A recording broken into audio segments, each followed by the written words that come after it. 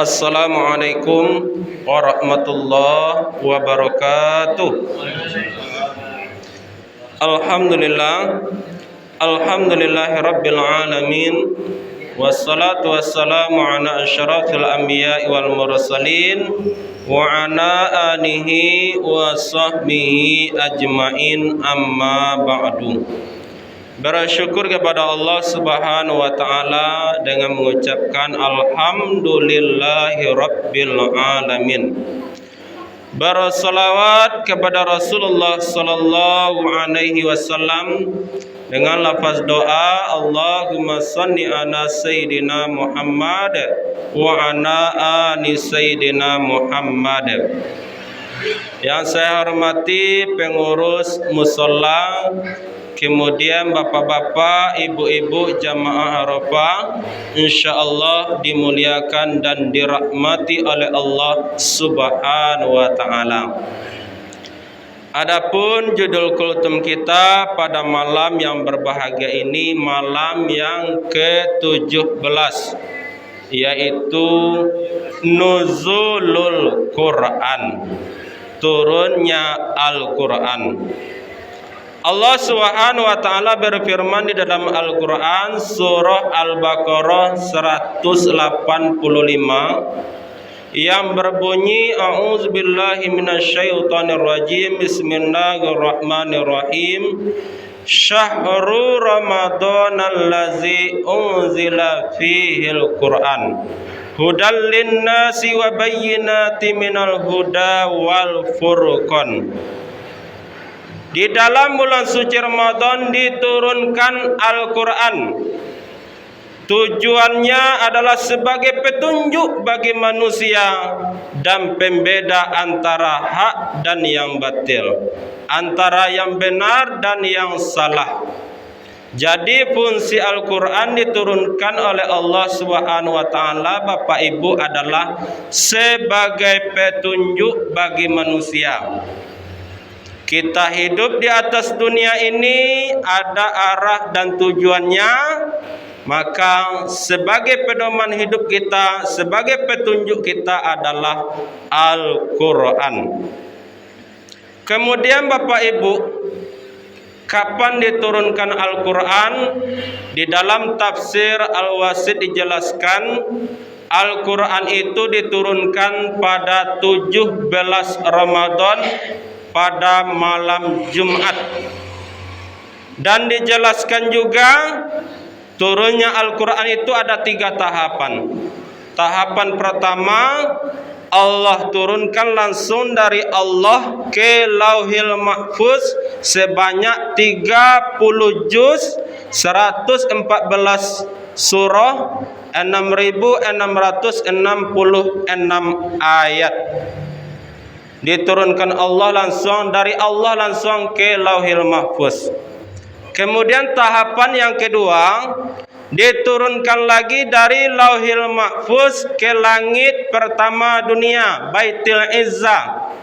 Tahapan ketiga, diturunkan dari langit pertama dunia kepada Rasulullah sallallahu alaihi wasallam melalui perantara malaikat Jibril alaihi salam. Lebih kurang 23 tahun lamanya, beransur-ansur sesuai kondisi dan masalah yang dihadapi oleh Rasulullah sallallahu alaihi wasallam pada saat itu. Kaum muslimin jamaah Arafah yang insyaallah dimuliakan oleh Allah Subhanahu wa taala. Kemudian surah yang pertama kali diturunkan oleh Allah adalah surah Al-Alaq. Iqra bismi rabbikal ladzi khalaq, khalaqal insana min 'alaq.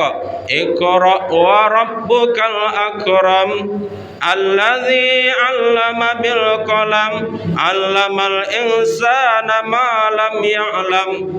Itu yang pertama kali turun, yaitu surah Al-Alaq ayat 1 sampai 5. Ketika Nabi sedang berkhalwat di Gua Hira, sedang menyendiri di Gua Hira, turunlah surah Al-Alaq yang pertama kali. Kemudian Bapak Ibu, siapakah yang membukukan Al-Quran? Yaitu sahabat Nabi bernama Utsman bin Affan. Khalifah sesudah Rasulullah, yaitu khalifah yang ketiga.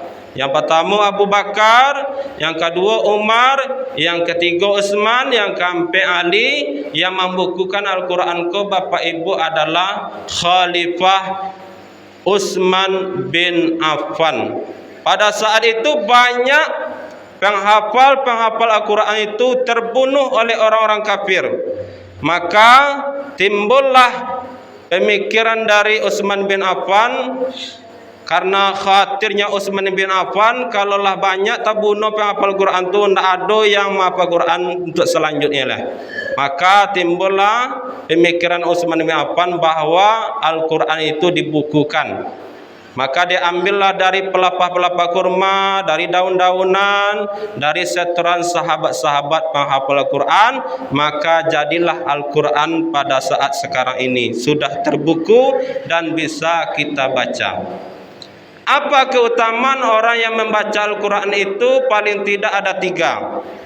Yang pertama, orang yang senantiasa membaca Al-Quran, nanti Al-Quran itu akan memberikan syafaatnya di akhirat. Ketika awak berada di padang mahsyar, panasnya luar biasa, maka datanglah Al-Quran memberikan syafaat kepada kita. Maka ditolongnya lah oleh Al-Quran kita ini berada di tempat yang teduh. Orang kepanasan, kita berada di tempat yang teduh karena syafaat Al-Quran, pertolongan Al-Quran.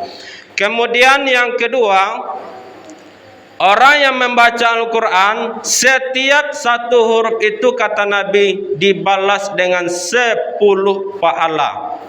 Kalau lai awak membaca Al-Quran salaman, etonglah setiap sehuruf 10 pahalanya. Kemudian yang terakhir, orang yang membaca Al-Quran dan orang yang menghafal Al-Quran, kalau ada anak-anak ibu atau cucu-cucu ibu yang hafal Al-Quran 30 juz, nanti di akhirat Allah akan pasangkan mahkota dari cahaya di kepala orang tuanya. Maka bersyukurlah Bapak Ibu kalau ada anaknya, cucunya yang menghafal Quran 30 juz. Mudah-mudahan kultum yang singkat ini bermanfaat. Fadilah salat tarawih kita pada malam yang ke-17 ini sama pahalanya mengamalkan sunnah Rasulullah sallallahu alaihi wasallam dan mensyukuri nikmat atau mukjizat terbesar Nabi Muhammad sallallahu alaihi wasallam, yaitu Al-Quran. Assalamualaikum warahmatullahi wabarakatuh.